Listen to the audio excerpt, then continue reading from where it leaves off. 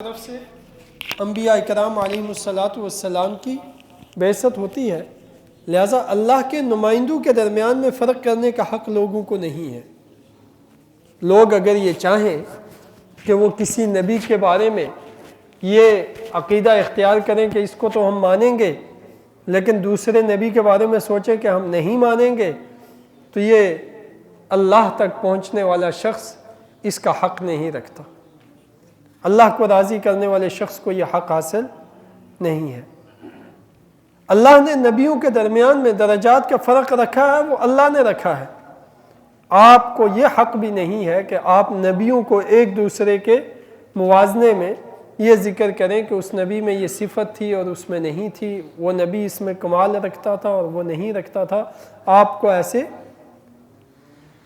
لا نفرق بین احد من رسلی، ہم رسولوں کے درمیان کوئی تفریق نہیں کرتے،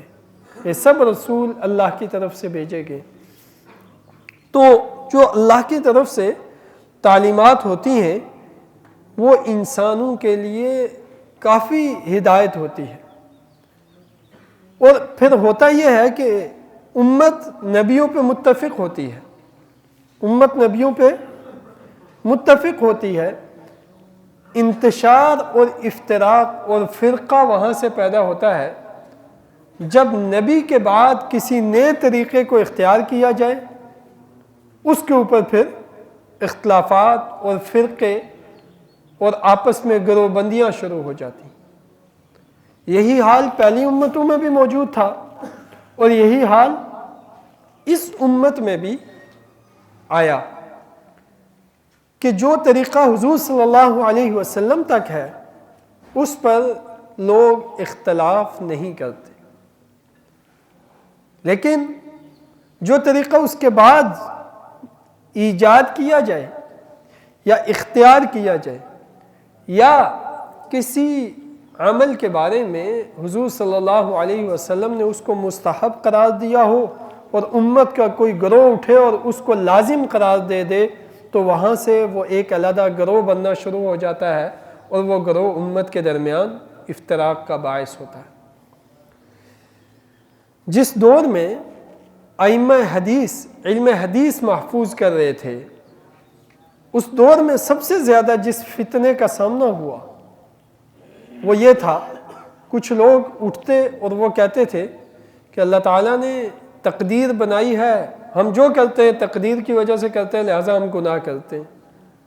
اور ہم مجبور محض ہیں۔ تو وہ جان بوجھ کے گناہ کرتے تھے اور کہتے تھے بھائی اللہ کی تقدیر ہے لہٰذا ہم گناہ کرتے ہیں۔ اس فرقے کو علماء نے فرقہ قدریہ کہا کہ یہ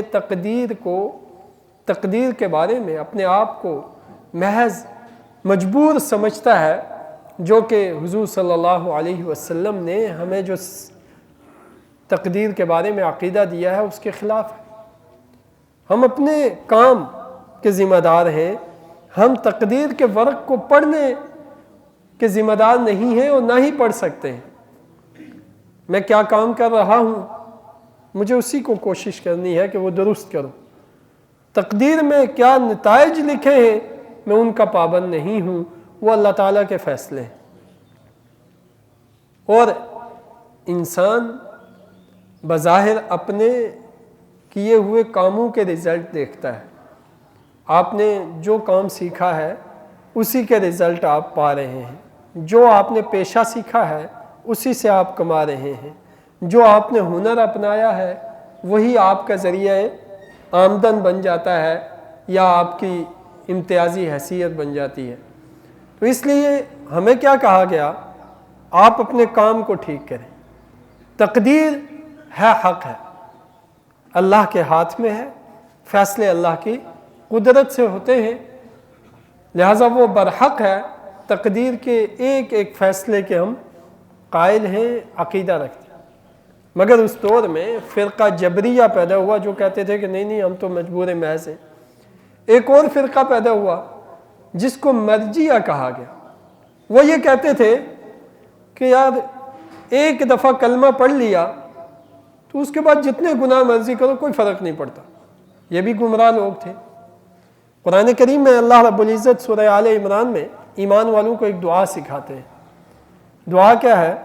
ربنا لا تزغ قلوبنا بعد اذ ہدیتنا، یا اللہ ہمارے دلوں کو زنگ آلود نہ کرنا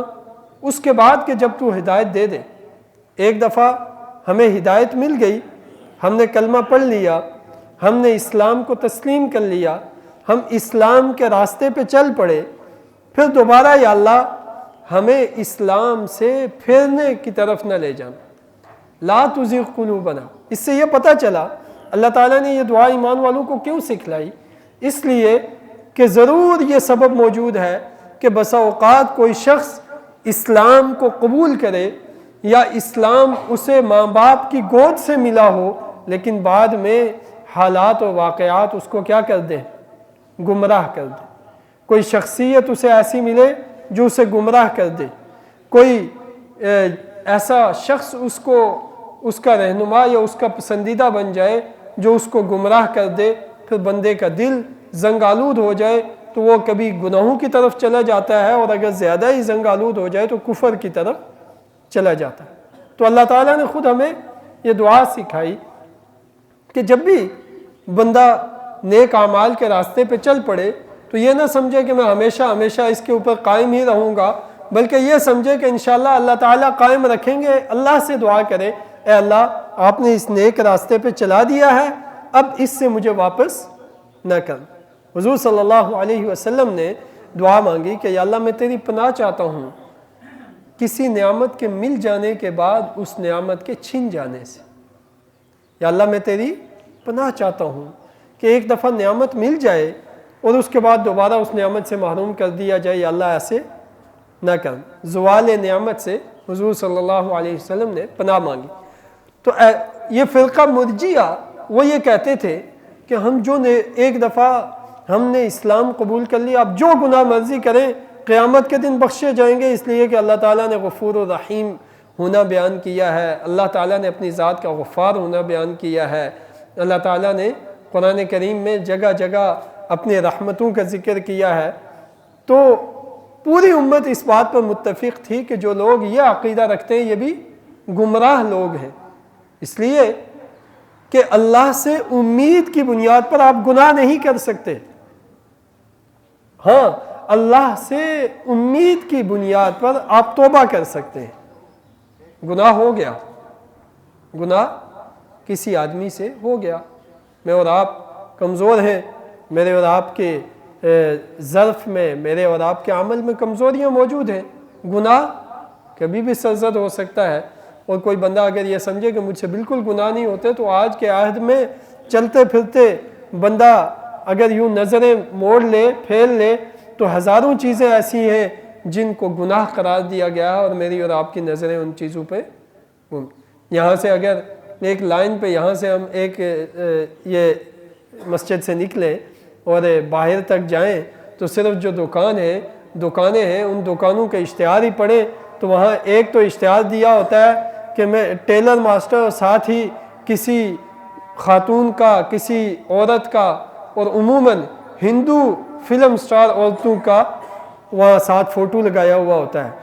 کیا وہ دیکھنا جائز ہے؟ کیا وہ لگانا جائز ہے؟ کیا وہ لگانا حلال ہے؟ کیا جن لوگوں کی نظریں اس پر پڑیں گی اس کا گناہ اس لگانے والے کو نہیں پہنچے گا؟ ضرور پہنچے گا، اور یہ معمولی جرم نہیں بلکہ اسلام کے نظام حیا کا کھلا مذاق ہے، انکار ہے۔